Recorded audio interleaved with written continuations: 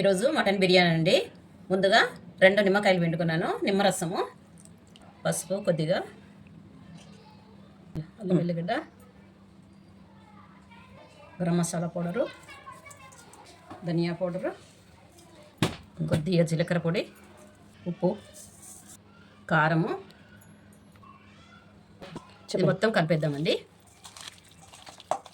కొత్తిమీర, ఫ్రై చేసిన ఆనియన్స్ అండి. ఈ విధంగా పొడి పొడిగా ఉండాలి. ఈ ఆనియన్స్తోనే ఈ బిర్యానీ టేస్ట్గా ఉంటుంది. పుదీనా కొంచెం, ఒక కప్పు నిండా పెరుగు అండి, చిన్న గ్లాస్ నిండా పెరుగు వేసి ఇది ఒక 2 గంటల సేపు నానబెట్టుకుందాం. ఎంత నానితే అంత బాగుంటుందండి బిర్యానీకి. కలిపేసి నానబెట్టుకుందాం.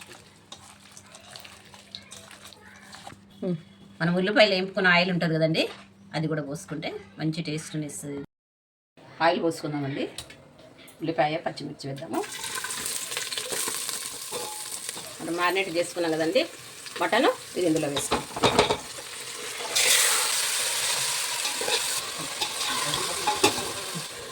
మూత పెట్టేసుకుందాం. కొబ్బరి గసాల పేస్ట్ వేసుకుందామండి. ఇక్కడ బియ్యానికి ఎసరు పెట్టుకున్నామండి. దీంట్లో కొంచెం సాయి జీరా, బిర్యానీ లీవ్స్, చక్రము, 4-5 లవంగాలు, కొద్దిగా పట్ట, కొద్దిగా బండ పువ్వు, కొద్దిగా జాఫ్రాని, నీళ్ళకి సరిపడా ఉప్పు పెట్టేద్దాము. నీళ్ళు మసులుతున్నాయండి, బియ్యం వేసుకుందాము.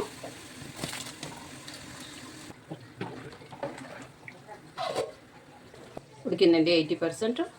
ఇప్పుడు మనం దింపేసి జల్లి బుట్టలో వేసేసుకుందాం.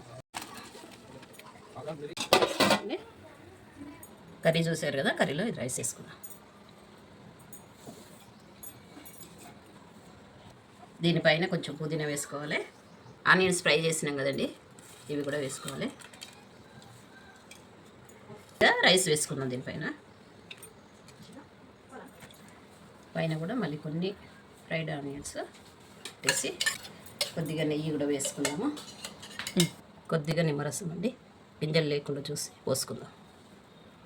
మూత పెట్టేసుకుందామండి. మూత పెట్టేసుకొని ఇది దమ్ పెట్టేద్దాం పైన పొయ్యి మీద. మనము గంజి వార్చిన నీళ్ళు ఉన్నాయి కదండి, అవి కూడా కొన్ని పోసుకోవాలి.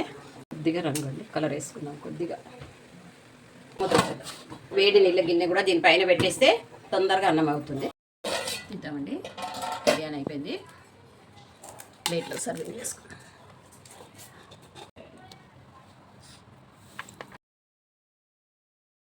అయిపోయిందండి వేడి వేడి బిర్యానీ. దానికి అంచుకు రైతా, ఆనియన్స్, కీర ముక్కలు పెట్టుకొని తింటే బాగుంటుంది. మీరు ట్రై చేయండి. మా ఛానల్ని లైక్ చేయండి, సబ్స్క్రైబ్ చేయండి.